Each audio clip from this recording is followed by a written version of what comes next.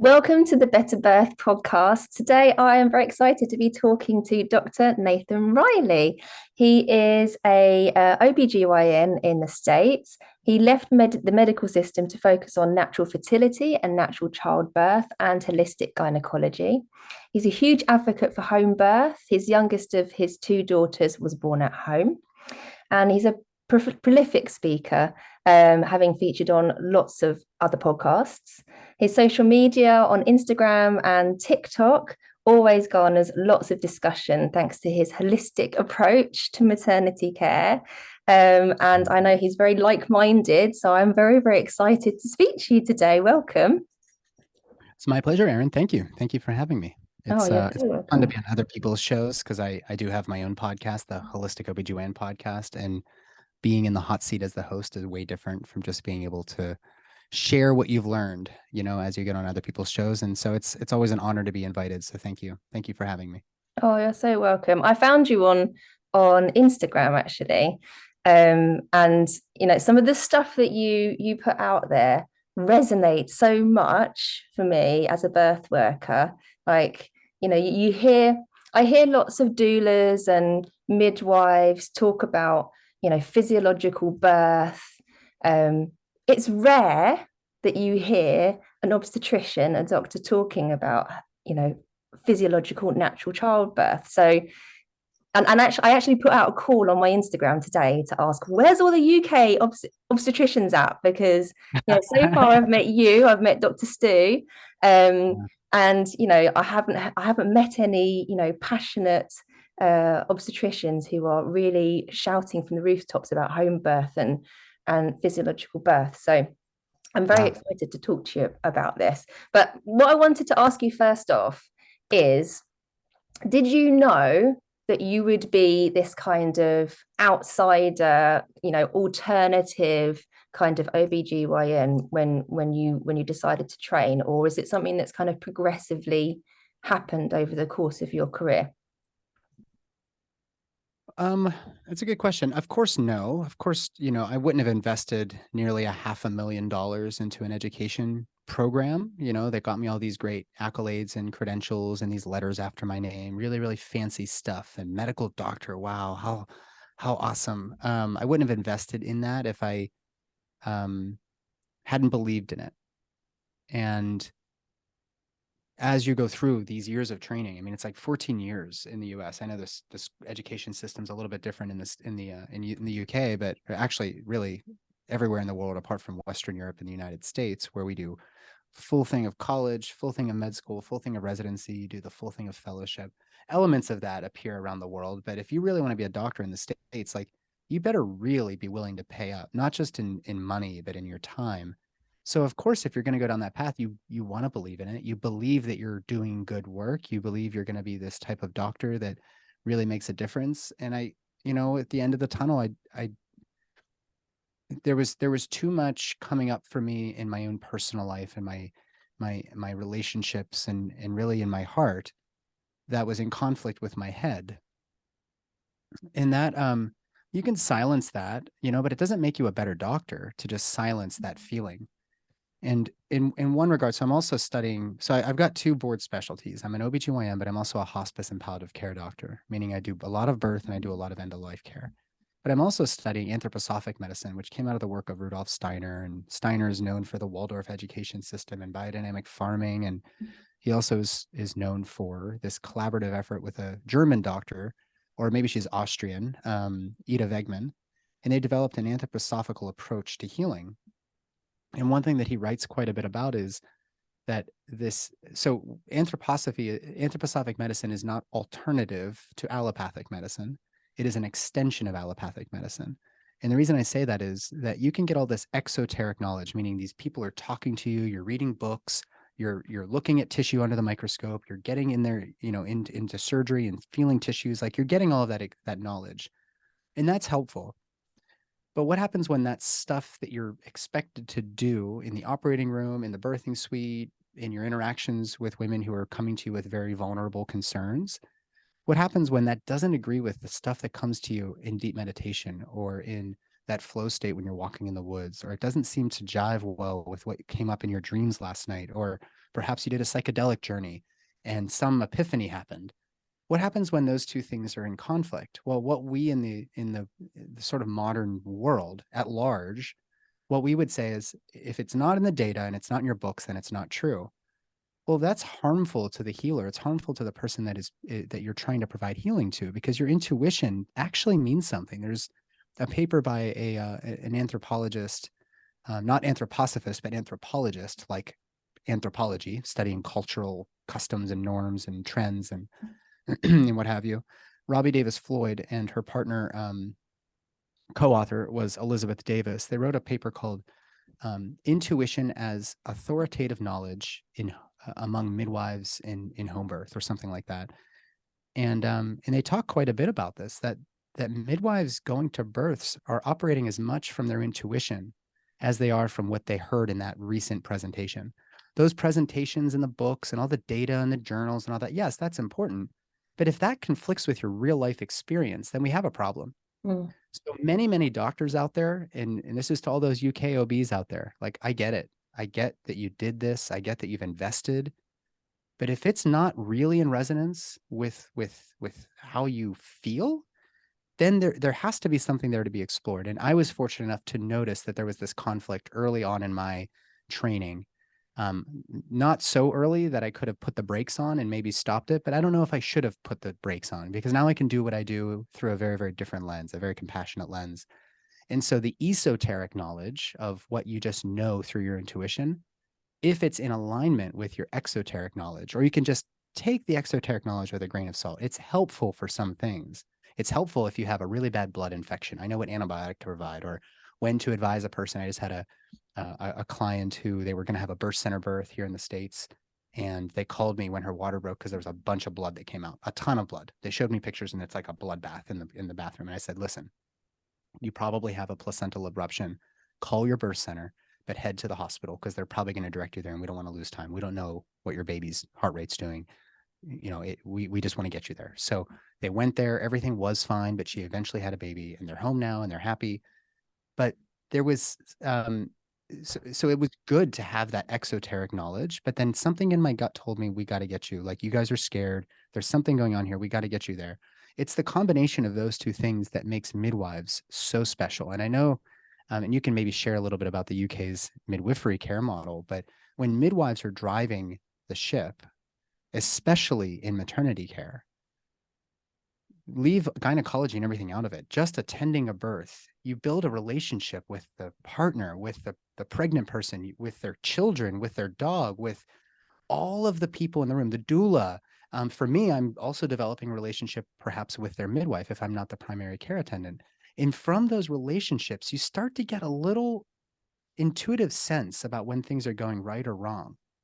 But if I just show up in the room and you're having a baby, I have to rely on the exoteric knowledge, because I haven't built up that relationship, that rapport that I can divine, knowledge or expertise from through my intuition. It just isn't possible. So when we have these large practices where you just show up at the hospital, some random white guy with a bald head and a white coat walks in, I'm describing myself, everybody, and they're trying to execute the thing that they learned in the books and in their residency training and all their surgery experience or whatever, it's because they haven't spent the time with their clients to develop that knowledge base from which intuition is the primary driver instead of the head.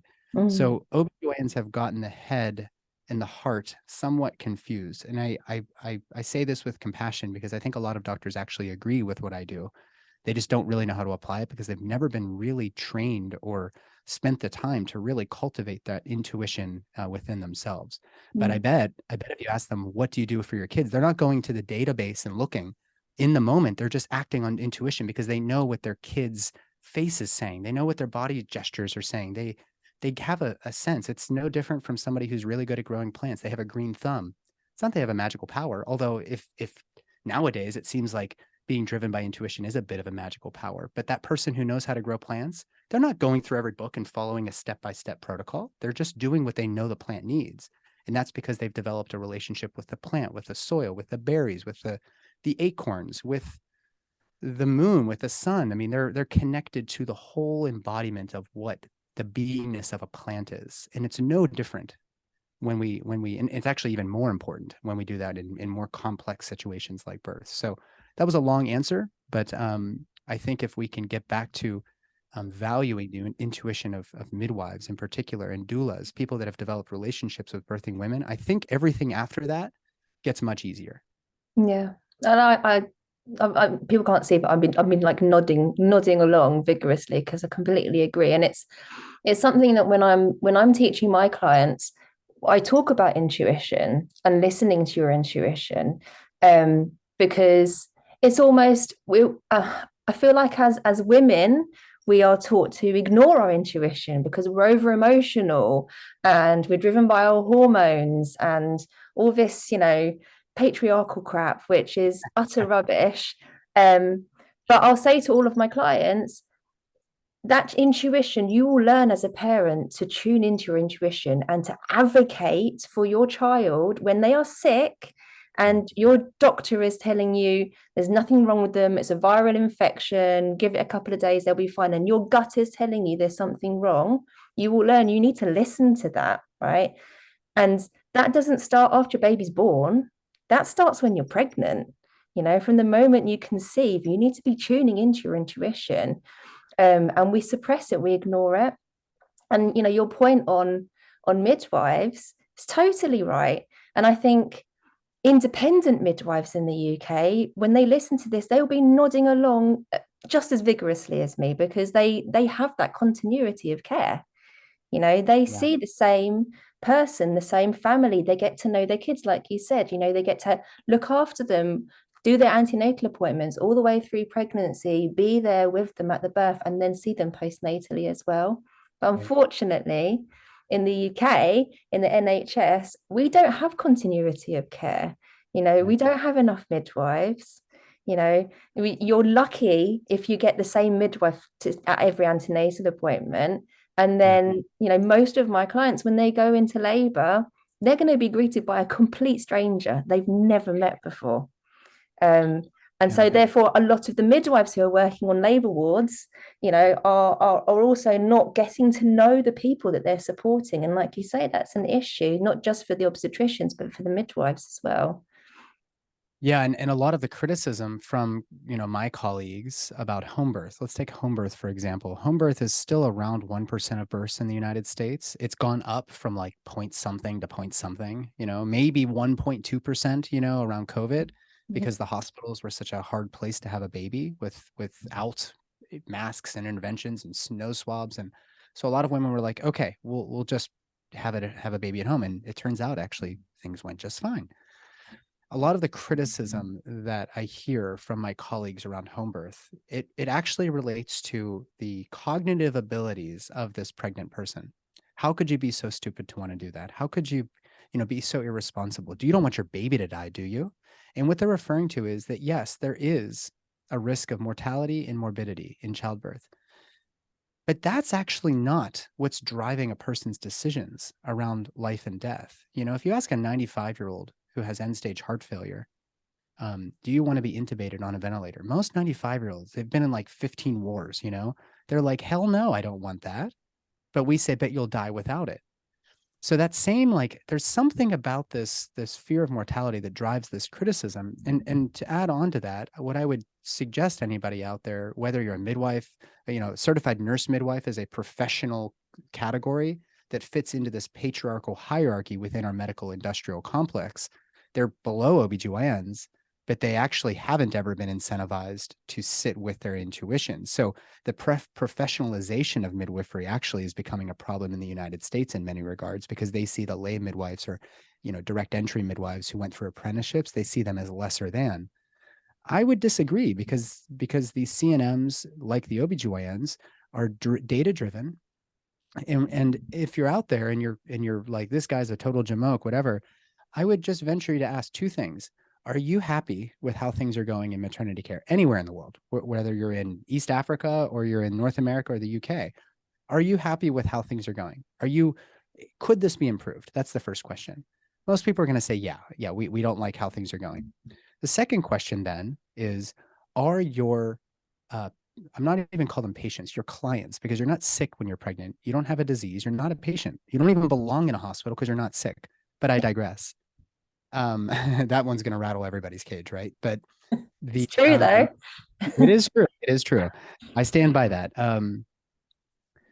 If your clients aren't happy, right, which could be reflected in more women asking about home birth, more women coming to people like me for care because they had a traumatic, even it was an unmedicated, all natural, whatever, vaginal birth in the hospital, something didn't feel right. Their intuition was screaming the whole time that something's not right here, but they were being they were being muscled out of that intuition through data, through medicine, through science. You know, you don't believe in science is suddenly now the criticism for people that are like, something doesn't feel right about this. So why are so many women having unmedicated natural vaginal births in the hospital? And then they hear somebody like me or you speak, and suddenly there's a little validation to that intuition that they didn't feel like something was right. That's because your intuition is authoritative knowledge as far as I'm concerned. And I would never tell you that's the wrong way to raise your kid, because you intuitively know that my kid actually prefers to sit this direction or whatever else. Like, there's no data that's going to say otherwise. So why something that's so important? Why are women becoming increasingly dissatisfied and finding a voice through these types of conversations? The critic has to answer those two questions honestly and really like with your hand to God. Do you think things are going well? With your hand to God, do you think all women are really happy with the way that you shoved your hand in their vagina without really getting full consent? The answer is going to be no. A lot of women are not happy. So if you're not happy and your clients aren't happy, then why do we continue to bang our head against the wall by throwing data, get the CDC, get the WHO, get, you know, whoever, like get Joe Biden, get them, somebody's got to do something. Tony Fauci, somebody has to do something about this.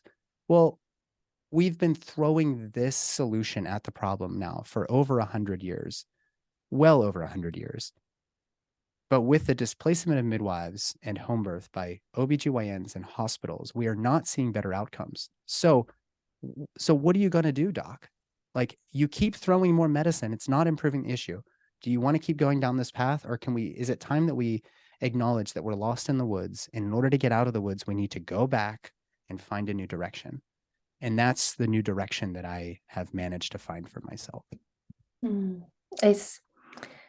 It's interesting because the point you make about intuition and consent, you know, and birth trauma it resonates because the number of stories that I hear from people who reach out to me on Instagram who have had really traumatic experiences, and a lot of the time it's because they weren't listened to.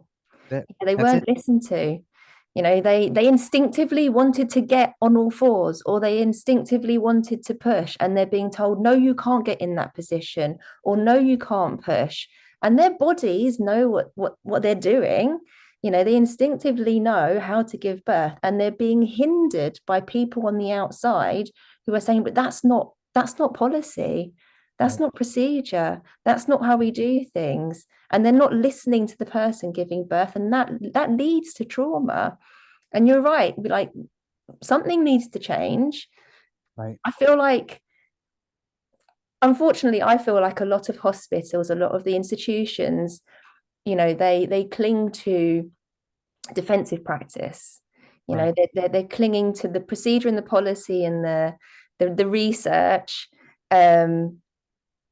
So yeah, it's interesting because I do feel like defensive practice is driving a lot of the decisions and the way that we are treating birthing people.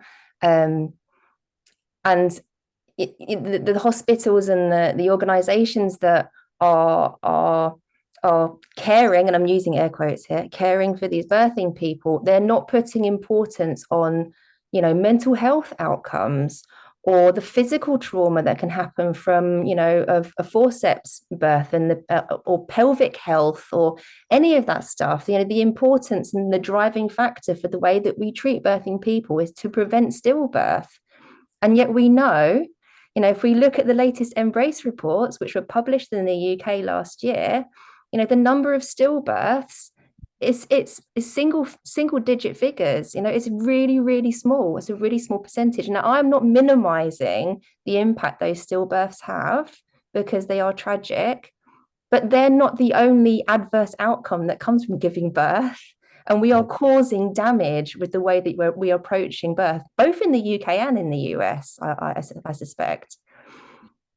Yeah, I mean, you brought up induction earlier when we were chatting, and nowadays, yeah, what we've decided is if we can get the baby out faster, then we're going to have less stillbirth. Well, if stillbirth is the only number that we're looking at, then perhaps that's reasonable.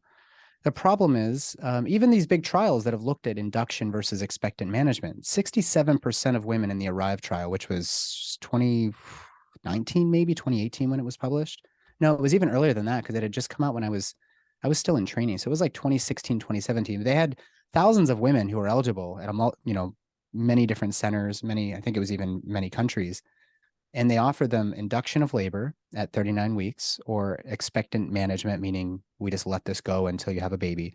And there's more to the study than that. But in effect, they found, let's say 20, I can't remember how many women were eligible, but it was a huge number. 67% opted out of the study. Meaning for them, something was telling them, like, I don't know if I really want to be randomized. I don't really want to be a part of that. I kind of just like want to let my body do this thing. So you have 1/3 of all those women who go into the study, and sure enough, the study shows there's a 4% or something, 3 to 4% less likelihood of getting a C-section if you're in the scheduled induction group. And so now what has happened? Now we're scheduling everybody for inductions at 39 weeks because the ARRIVE trial said it was safe. Well, what people don't appreciate about that, and by the way, it also found that there was less hypertensive disease. There was less, all these other, there was a couple other statistically significant benefits in conclusion by the authors that suggest that 39 weeks is fine. Now, I don't think that the study was designed for this purpose, but given that we've already convinced ourselves that one stillbirth is enough for us to change every policy in the hospital and actually traumatize women through, poorly consented vaginal exams, unvalidated fetal heart rate tracing systems, like this continuous fetal heart rate monitoring system is a totally separate can of worms. But since it's been generally universalized across the world, as far as I know, at least in the wealthier countries, we haven't seen any change to cerebral palsy rates. We've only seen increased C-section rates. And I looked at your data before we started recording, and in the UK, 1/3 of babies in Scotland and in England, in the very least, are coming by C-section. And that means that some areas are going to have far higher rates. So what I'm trying to demonstrate here is that when we find these interventions that are meant to reduce this one bad outcome to zero, we open up the possibilities of doing a lot of other harm. And just because we're not measuring it doesn't mean that women aren't feeling it and experiencing these things. And I think you're right on the money. If a woman doesn't feel heard, if she doesn't feel seen, if she doesn't feel like she was really the caring person, the doctor, midwife, whoever, was really present in bearing witness to what they're going through, there's some trauma that comes with that, because this is like not a medical procedure, guys. This is childbirth. And if you don't feel like you're being respected or spoken to in a certain way or touched in a compassionate way, your body's going to store that. I mean, this is a tremendously stressful, oftentimes orgasmic, oftentimes exciting, but also very stressful. There's no way around that experience. And if we're just going to continue to throw interventions to reduce this one down without looking at all the other possible, immeasurable facets, maternal neonatal bonding is a great one. The ease of lactation and breastfeeding early on. How about the connection of the father to the baby when he's not in the operating room and the baby comes out? Like, how does that play out in their bonding going forward? These are all the things that we could be asking.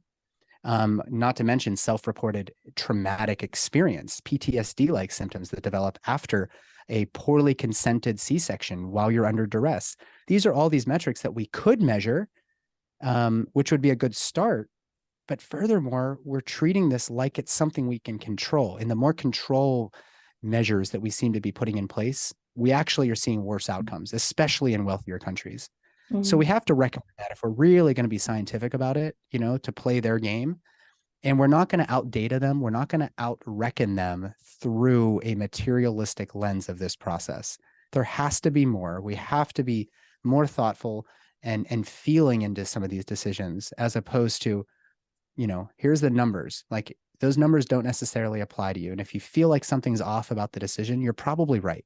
But we don't give women or their partners the space to feel into that intuition. Instead, we just pull out the Arrive trial and we say, here's what we're doing because the data says it. Like, that's not even that much fun as a doctor to do that. It sucks. Like, what happened to the creativity? What happened to the excitement around the mystique of birth? That's been totally lost. It has. And even sometimes when we talk about risk and we talk about the risk of poorer outcomes to justify these medical interventions, half the time we're not quantifying those risks either. It's one thing that I advise all my clients is to ask for the science. If they're going to throw risk at you and they're going to be relying on evidence and research, well, then you need to see the research, you need to see the evidence, you need to see the statistics. Because are they talking about, one of my clients got told that she has to have an induction because the risk of stillbirth was increased sixfold. And I was like, that's crazy. But she was switched on, right? So she said, okay, you say sixfold of what? And it turned out 1 in 3,000 at 37 weeks to 6 in 3,000 at 41 weeks. And she was like, that's like my maths is crap. She was like, it's a 0.2% chance for stillbirth. I'm fine with that. I will forego the induction. I'm quite happy to stay pregnant. Thank you. So I think if we're going to talk about risk, we need to be quantifying it. Absolutely. And I don't know if the vitamin K injection. Well, actually, we can talk about trial labor after C-section, because that one's actually really helpful. But let me also give you another example that you can carry forward. In the United States, it's universal that every kid is going to be given a vitamin K shot in the heel moments after birth. Same in the UK. To decrease the same. Okay. So not many doctors are offering any sort of oral bioemulsive drops. Not many are actually talking about the real risks. They say, you're right, the relative risk, it goes up by 10. Well, 10 out of what? Or what is the absolute value? What's the numerator and denominator so that I can actually use the data to make a decision? And there could be a reason that you don't feel good about the vitamin K shot because somewhere within you, you're like, that seems like a pretty low risk, even though you're telling me it's 6 times higher. Well, the actual data is that if you're in a wealthy country, the risk of bleeding, the baby bleeding inside of the brain or within the layers of the skull is 9 in 100,000 versus, it decreases by like, I don't even remember because it's so irrelevant. If it goes from 9 in 100,000 to 1 in 100,000, you've decreased the risk by 9, let's say. So you could say there's a 9 times less chance of it happening, but the absolute risk is still so low. So many of my clients, they want information specifically about that, but you could apply that same strategy. The way that relative risk and absolute risk are applied to almost anything is really problematic. So you mentioned this dreaded, uterine rupture after C-section. Maybe you didn't mention it, but it certainly came to my mind. The whole fear is that once you've had a C-section, now there's this weak spot on your uterus that can rupture while you're giving birth. If that were to happen, you've got an emergency on your hands. I have had it happen in my training. I've seen it happen. I've had some pretty unusual things happen with ruptures. Never did the woman die, but sometimes the baby was in distress and required some resuscitation afterwards. But the point is, it's less than 1% chance that that's going to happen. And what we like to quantify in most of the literature in the major journals, BMJ, we've got the green and gray journals here. Canada has their journal. All of these big journals, they love to look at maternal and neonatal mortality. The problem is not that many babies and moms die. Like, fortunately, not too many of these kids and moms are dying, which is so great. That's so great. The other problem is because it's so low, if we're only going to rely on that metric alone, then yes, having a C-section is safe. But what about the complications that arise when you've had 4 C-sections? We have big Amish communities here, which they'll sometimes have 14 pregnancies, maybe 10 children. If you do a C-section unnecessarily in their first, and then they end up having another one later because you told them they can't have a vaginal birth because they had a C-section, and then they end up with 3 C-sections, 4, 5, 10 C-sections, the risk of bleeding, infection, damage to any of the nearby organs, uh, abnormal placentation, a placenta growing over the cervix and growing into the previous uterine scar. That's called placenta accreta. If it goes through, it can grow into the bladder. Now we're looking at one of the most highly technical, requiring 3 or 4 surgeons. You're going to use your entire blood bank at the hospital to do a massive reconstructive surgery in the pelvis during the birth of a baby. Not to mention all the other things, the stress of being strapped down crucifixion style during each of these C-sections, the 3 centimeters in front of you, this cloth piece of fabric or paper that's making it hard for you to even know what's going on in the room, the delayed breastfeeding, the delayed bonding. Doesn't matter what the data suggests about these things. Women are saying, I didn't feel good after my C-section. It was scary as hell, and I don't want to do that again. Where can I find somebody that's going to attend to a vaginal birth? But less and less doctors are offering that without actually providing them the risks of all of the future pregnancies. So we're actually violating bioethics if we're not providing all of that information. Yes, we can get you through this one alive, but should we get you through it through a C-section? Or should we try to do this vaginally at all costs, even if the baby's butt first? Yes, I said it. Cringe, butt first baby. How dare we even talk about this? I thought this was settled. It's not settled. We're just simply not training midwives and OBGYNs to attend to vaginal breaches anymore. So we've got an unskilled maternity care professional, organization that doesn't have the skills that midwives had 50 years ago. Like we don't have the skills anymore. So now you're left with only one option, which is to have your breech baby in the hospital. And now you've been set up on the C-section pathway for the rest of your life. This type of risk counseling, this is what I do in my practice every single day. And when you provide all of this information and people can lean into their intuition, they make a decision that is right for them and they own the outcomes. Heaven forbid something bad were to happen.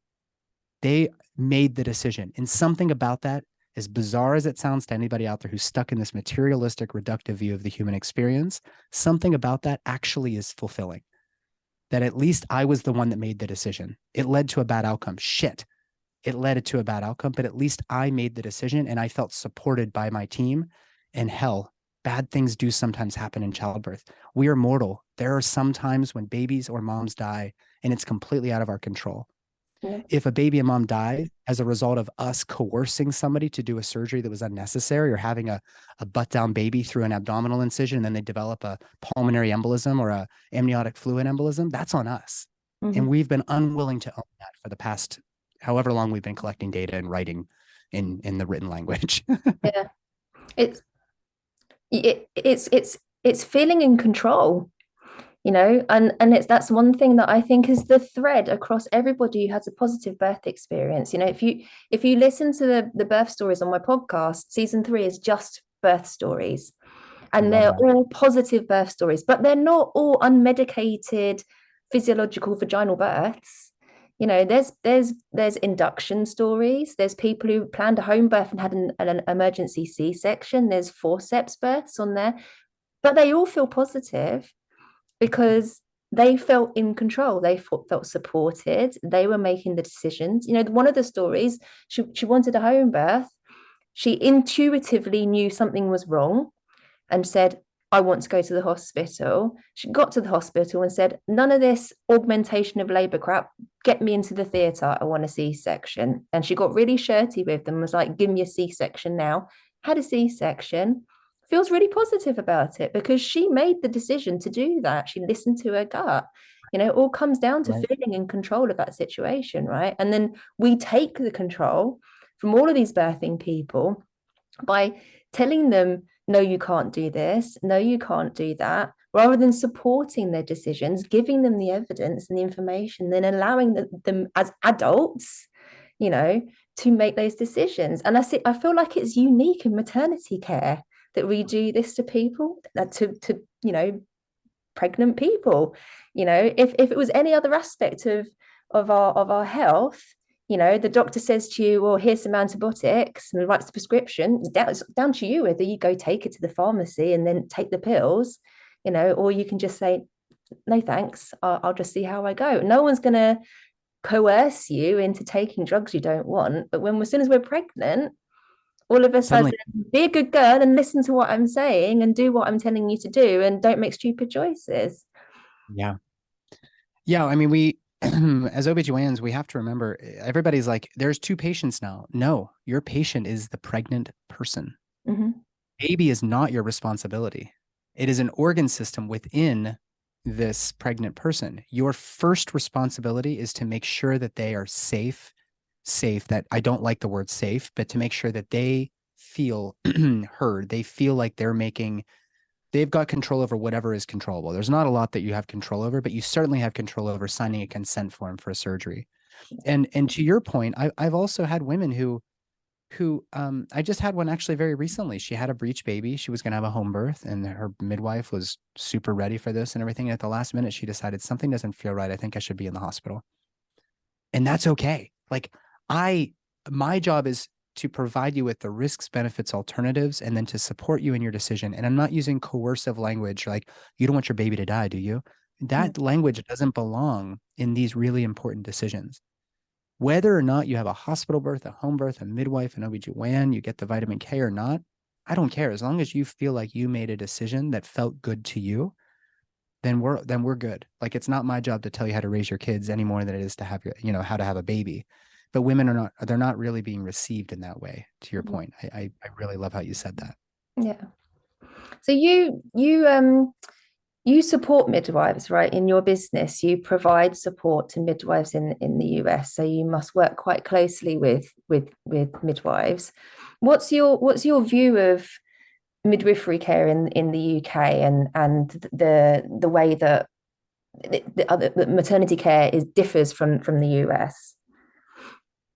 Well, I think in most of Europe, there's still maybe some hope, some optimism from people like me that midwives will still be respected as professionals without having to jump through the hoops set by these patriarchal, hierarchical, three-letter organizations to prove to somebody that they know what they're doing. Some of the let's take my guitar teacher, for example. This guy I don't even think he finished high school. He definitely didn't go to college. He's never even studied music, but he has a sense of like experience with a fretboard. He can play guitar unlike anybody I've ever known. It wasn't because he was trained and has a piece of paper on the wall. It was because he actually took the time to really sit with his art, his craft. And that's what makes him so good at guitar. And he actually is a decent teacher too, it turns out. The same could be said for almost any profession, but what we've started to, and education, at least in the United States, has become an industry. Like, everybody's in debt with their educational bills. It's because the president of this university is making $4 million a year and all this other stuff. There's all this shit that's happening. Sorry for cursing. But when you go to medical school, I'm like $500,000 in debt. I earned that diploma, and I want to put that paper up loud and clear for everybody to see it. Now, I don't have them up because I actually don't really care personally. I actually think your apprenticeship starts when you finish your training. Like, you get to start practicing medicine. They don't call it perfecting medicine. They call it practicing medicine. When you've earned your accolades, you've got your papers, you can put them on the wall and say, I've started my apprenticeship. But it's not until you're maybe even at the end of your career that you can really say, I really know what I'm doing here. Midwives historically have been trained through this apprenticeship model. But in a world that only values the paper on the wall, they've tried their best. And in the United States, I mentioned the certified nurse midwives. There's two big bodies. There's MANA, which is the Midwife Alliance of North America, I think. And it supposedly is supposed to support all midwives. But then there's the I think it's called the ACRN or something. It's this other body that is all about the professionalization, and their body of midwives in their group is mostly certified nurse midwives. And the certified nurse midwives often speak poorly about this certified professional midwives and all the other direct entry midwife. There's all these other varieties.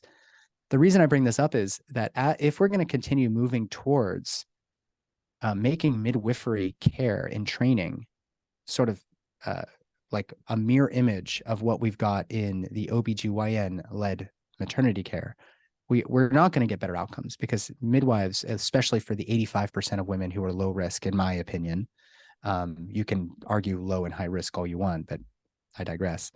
For those 85% of low risk women, they're going to get better care out of the hospital with midwives. We have the hospitals, thank God, because there's some really highly trained surgeons there. who are practicing cutting into the abdomen to remove babies expeditiously when we need it. But as midwives are trying to show their value by becoming more professional in the United States, they're leaning more into that exoteric and away from that esoteric, that intuitive knowledge. And some of the best midwives I know could care less about their title. They just are so comfortable sitting and being present with it and trying to soak in everything from the environment in that birth. Again, we're getting into that intuition process, that I would trust them with my own life. And if we were going to get pregnant again, I would trust them with my wife's and our baby's life as well. If you're going by the protocols and the didactics you learned, it tells me you're not ready. You're not ready to attend birth. So back to your question, I think that what we, 50 years ago, maybe as recently as 50 years ago, and really 100 years ago in the United States, it included, midwives were really the ones attending birth. And then there was a shifting of this power dynamic. It actually is closely related to shifting cosmologies over the past several thousand years. White, rich men, they found a way to make more money off of this procedure, making it a disease process and making it a procedure, that midwives were started to, they've become lesser than. And I want to encourage everybody out there, if you're doing birth work in any form, you are not lesser than an OBGYN. An OBGYN has so much to learn from you. But if Europe is anything like the United States, the midwives are now having to prove themselves by publishing and doing research. And that's taking away from the craft, this beautiful intuitive process that guides how you care for another person. Just like how you have sex, like you don't look up how to have sex. You come together in a union with your sexual partner, and you make love. You're not doing the mechanics of getting pregnant. You're having sex. Like, it's really no different from that. And that might seem like a stretch for people. But the OBGYNs aren't having a lot of sex. Like, they are not very happy. They don't have any connection to something bigger than them. They're all miserable. They're all shitting on each other. They're all trying to show how great they are. Meanwhile, there are midwives out there sitting with the experience of childbirth.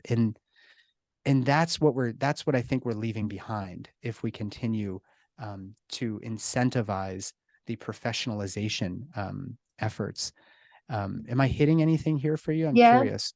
Yeah, I think for me, what we're losing is midwives getting to see physiological birth. It becomes like a vicious circle, right? Because people are pushed towards birthing in hospital, away from home births. Midwives are being, forced to suggest these medical interventions like induction, which can lead to cascades of further medical intervention, which means they're seeing less and less physiological, completely, genuinely hands-off births. I mean, I know for a fact there's lots of student midwives who don't see any home births. One student midwife I'm friends with said that she's never seen a truly physiological birth ever. Wow. and she's been studying for a couple of years, and it's because everybody has their placenta actively managed with synthetic oxytocin. Okay, maybe they had a vaginal birth up to that point, but we're still injecting drugs into the mother, which is going to have a hormonal effect, right? There's so many little things, and I feel like, and I don't want to overgeneralize, because there's amazing midwives out there. I know some personally who are passionate about physiological birth. However, I feel like some midwives are indoctrinated into this very obstetric way of thinking because that's all they know and that's all they see. And then they lose their way a little bit with some of the really simple things that we should be questioning and thinking, and it seems crazy. Like, every time I post on my Instagram about don't put a hat on your baby, the amount of people, honestly, the amount of shit I get from midwives saying it's really important. And I always get, where's the evidence? Where's your evidence? Where's your research? Like, it's basic physiology. You need to smell your baby's head. You need to be able to get all those chemical compounds off your baby. It has a hormonal reaction on the mother and the baby, and then we're hindering it by slapping a hat on the baby. There's these tiny little things which we do during birth when we intervene, and And I feel like we're losing our way because we've forgotten the basics because we're so focused on the interventions to Yeah. prevent the worst outcome. Yeah, I'm not so sure how the training looks in the UK, but I'm sure it's pretty similar. It's kind of long hours. You're a special doctor. I'm talking about the OBGYNs in particular, but you don't have a lot of time outside of your like required work duty hours and your 100-hour work weeks. I mean, you're lying about your hours because you don't want to get in trouble because it's your fault that you were here too long or whatever. And I'm speaking from personal experience, but when I was in residency, I actually took a couple weekends and I went out into the field and went to home births with a couple people. And I don't think I would have been able to see a physiologic birth because when you're in the hospital, there's nothing physiologic about the constant distractions, the bright lights, the beeps, the right angles, like everything down to the quality of the water and the air and the food you're consuming when you're in the hospital. Nothing about this feels very natural. So when you go to a home birth, for anybody out there, if you have like an extra rotation, there was a med student who posted something on TikTok recently, and I stitched it and I said, she was like, advice to pre-med students, go and get clinical experience. You know, you want to be able to show how much you know, or I don't know what the point was, but I inserted that, hey, as a pre-med student, yes, that's going to look okay on your resume if you're trying to play that game. Why not instead go and find a midwife and go and watch a physiologic birth? And if that doesn't impact how you take care of anybody, whether you're a cardiologist, an OBGYN, or a radiologist for all I care, then I don't know what will. Because seeing a physiologic, undisturbed birth and a woman roaring while her baby's coming out without anybody talking to her, asking her stupid questions, trying to clean her baby off afterwards, the entire room is consumed with the energy of love. There's this vibrational frequency there that becomes a part of you. And not, there are a lot of people who actually feel this, but it's because they had a home birth themselves and they're like, oh my God, I get it. Many doctors and midwives don't, you know, if they're training in the system, and for us in the States, you'd have to be a certified nurse midwife to have hospital training. And some of them even assist with C-sections and all of this. Yes, you have credentials. Yes, you can act like you know more, but the feeling of being in a birth that is consumed by love. And this is borrowed a little bit from Michel Odent, but oxytocin, it governs over, orgasm. It governs over conception by causing a quivering of the uterus, bringing the sperm up towards the openings of the fallopian tubes. It governs over the surges that are bringing your baby into the world. It governs over the milk letdown reflex. It governs over all of this, the fetal ejection reflex. And if you're interrupting that process by activating a person's fear centers, by asking them, you don't want your baby to die, do you? You're squelching the not just the effect, but the entire environment that the baby is swimming in. And so as we continue to intervene and do this and act like our hospitals are the best way to do it, what are the downstream consequences of an entire generation of children being born not in love, not in this beautiful like vibration of just love and ecstasy and everything else that comes with natural undisturbed birth? I think what we get is the world we have today, where people are not really compassionate with one another. We don't really see this as more than just a meat suit that you live in for 90 years and then you die. When you feel that, you actually feel the same thing, Aaron, at death, that there is so much love here. It is not a bad thing to die. It's sad. We don't want to say goodbye. And it's certainly tragic if a baby dies. But a baby dying while being completely surrounded by love versus a baby dying while you've been poking needles and intervening and all this other stuff, those are two very different experiences, even for those parents who have to carry that burden often alone for the next 50 years of their life. If they ever, move past it, which I don't think anybody ever does, they have to carry this now. Can we make this experience important again? As long as it's a medical procedure, we're not going to get anywhere. So if you're out there, go and see a natural physiologic birth. Find somebody that's consented to have you there. Be a fly on the wall. Don't say anything. Don't wear any cologne. Don't just make yourself invisible. The school for the neither seen nor heard, and just feel the experience. That is really, I think, the primary driver for where I'd like our maternity care systems to go. But Mm. we are such a far cry from that when even the midwives are trying to just pretend to be OBGYNs. And you're not a doctor, midwife. You're not. Thank God you're not. Be a midwife, because we need you to be a midwife. We need doulas to be doulas.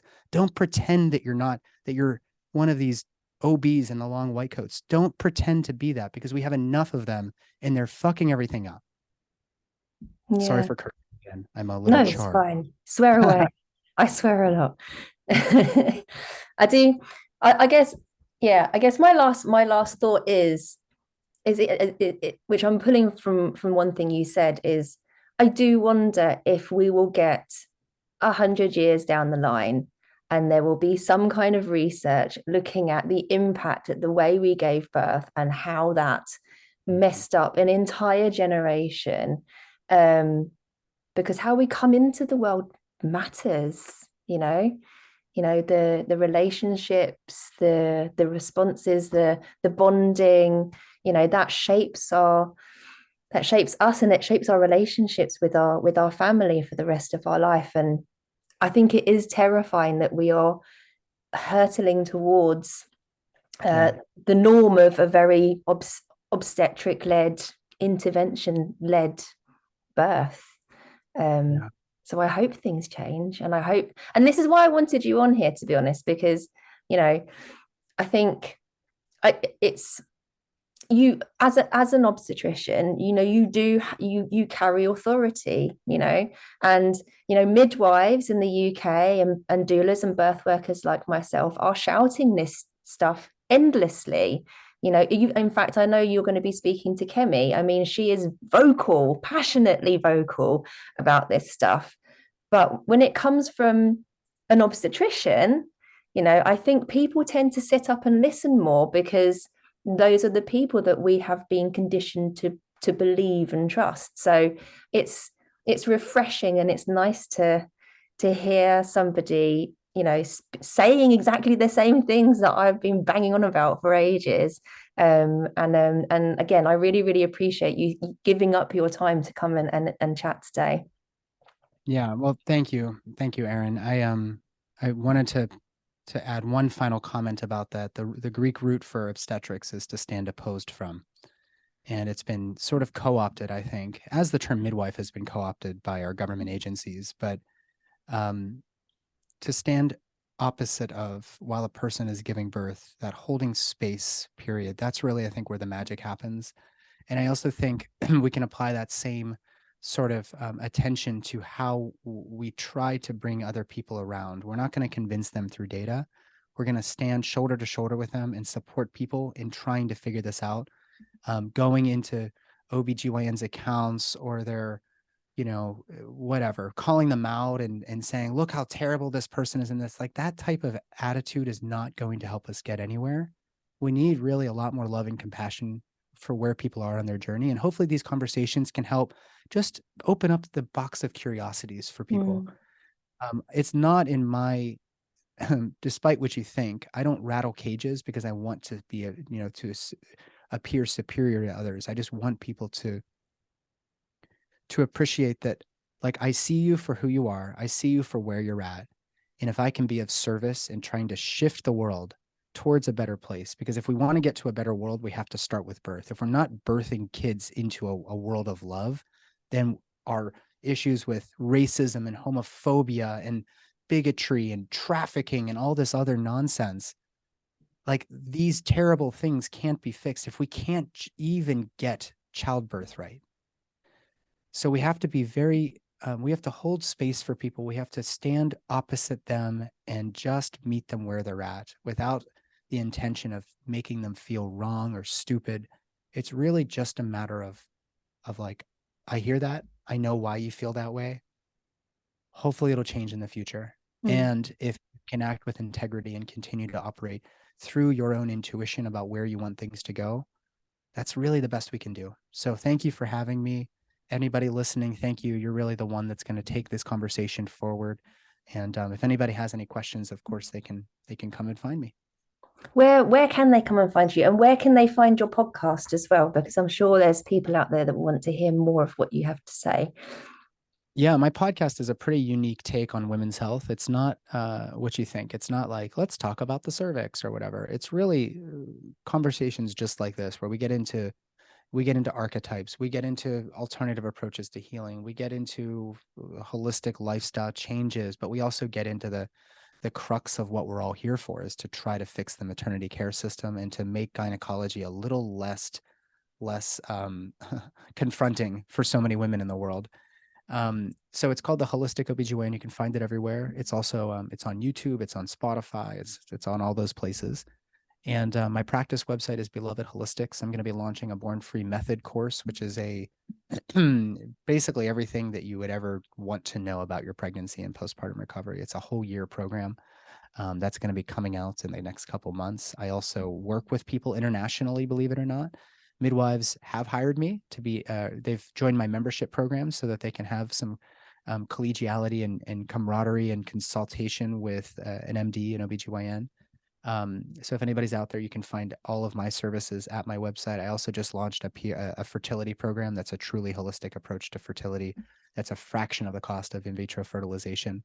And that's called my PRP fertility program. It's something I'm so proud of. So thank you. Yeah, you guys can find me all of those places. Instagram, Nathan Riley OBGYN. Come and say hi. Just come and say, I liked this or I didn't like this about the show, and I'll know that you heard and that somebody was touched in one way or the other by it. Thank you so much for your time today. I really genuinely appreciate it. And it's been an absolute pleasure talking to you. And I can't wait to hear all the other things that you have to say on your own podcast. Yeah, well, thank you. Thank you, Erin. It really is a pleasure. I mean that. Likewise. Thank you.